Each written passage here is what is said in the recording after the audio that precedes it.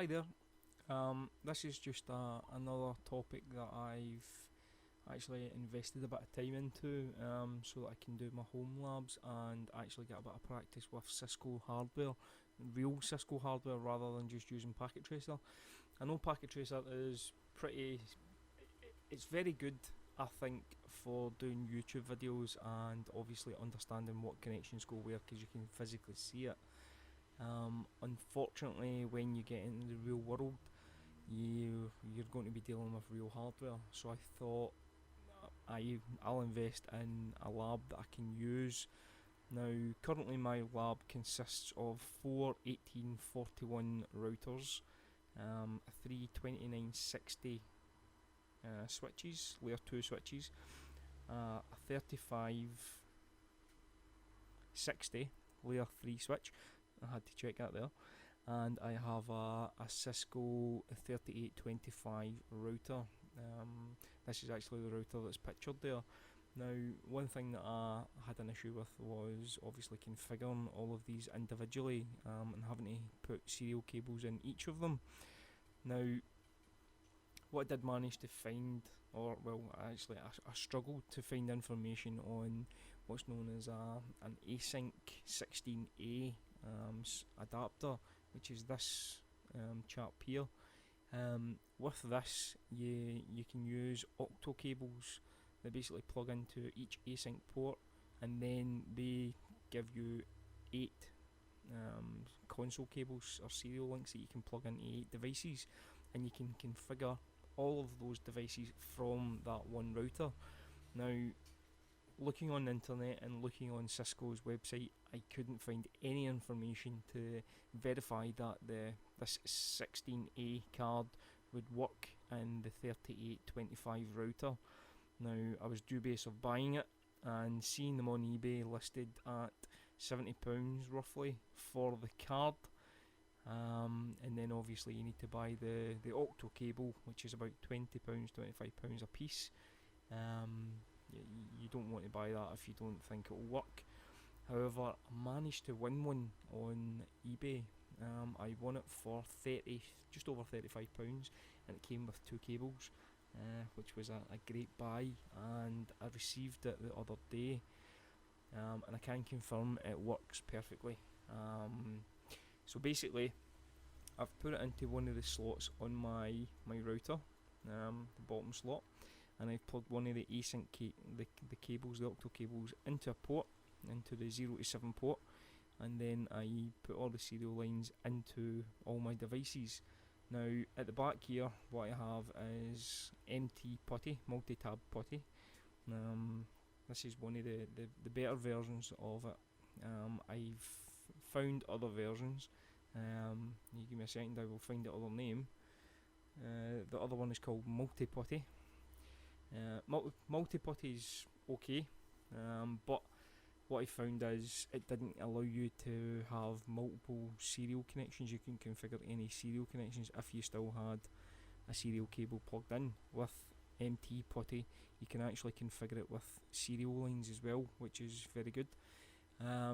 So in here, what we have is all my switches and routers all configured, and when you get into the properties, it will give you the settings for it. So every switch or every device will be tagged to the same port, which is port 90 or 192. No, it's not. It's 10.5.1.90, but every device has a different port number. So basically, you're telnetting into the device, but you telnet to a different port to access the different lines on the async adapter, which is very handy. So for example, let's just try and go into router 3. So if I double click, instantly it verified, it configured it up, and if I hit return a couple of times, that's me into my router 3. Now if I go into router 4, the exact same thing happens, and I'm into my router 4, and that's all done through the one router. So I'm only communicating basically into my 3825. Once I done that, everything worked perfectly. There was a little bit of configuration that I had to do, and if you give me a second, I'll actually show you.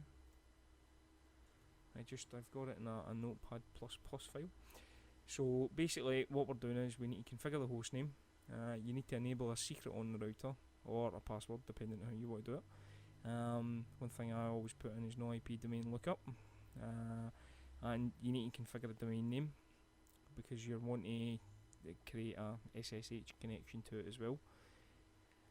On this, what you do is you basically configure your host routes to the devices. So configuring a host is just IP space host, host name is R1, then the port number, and then I've configured a loopback address, which is just 10.10.10.10, and you do this for every device that you've got. Give them all their names and confirm the port numbers. The way the port numbers work on the router or the card is basically it starts 20 and the first port number is 0 on the card, so that will be 2066 because it's line 66. That's the way it works, and I'll show you that in a little second. So you get all the way up to I'm only using one of them, one port, so it goes up to 2073. After that, you need to configure a local username, so I've done that, and give yourself privilege level 15. IPSSH version 2, configure your loopback. This is where my IP address came into play, so this is basically onto my local network that I use in the office. This is its IP address. Give it a default gateway.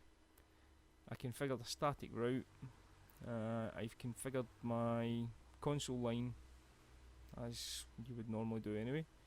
And then this is where you configure your lines, so it's line 1/0 to 1/15. You need to configure a timeout for it. Do your standard login synchronous, local login using your username that you've created here. No exec. Now, before when I configured this, I was struggling to get into certain routers. I kept getting a timeout, unauthorized and whatnot. Now, for some strange reason, the lines were still active. So whenever I was in a router and then I would log out it and then try to log back into it, it wouldn't work. I had to put this no exec line in. Now, I'm still confused as to why, but this is why I'm doing my CCNA, so I will figure that out. But with it there, it works perfectly. The other thing I had to do was enable the transport input as telnet, and then I configured my standard VTY lines. Once I've done all that, everything worked perfectly. So what I'll do is I will show you. And so at the top here, I've actually got a serial COM8 connection into the router. So if I double click on that,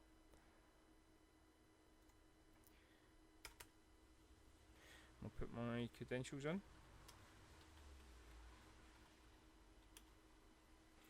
And this is my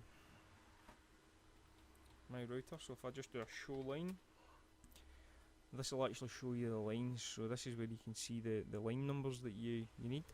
So you can see 1/0 to 1/15. We've got line number 66 to line number 81, and that's the lines that are required for the card. Without the card in, they're obviously not there.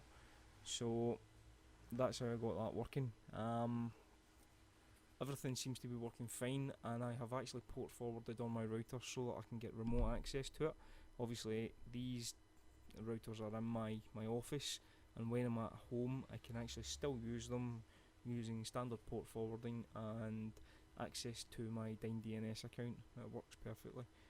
Other thing I have done is I have got an APC so that I can actually remotely log into the APC if the routers are off, and I can turn the APC on.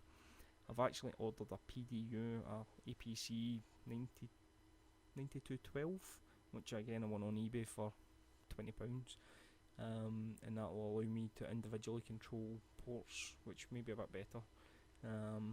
So that's it. That's how you configure the 3825 and a Cisco Async 16A. Thank you.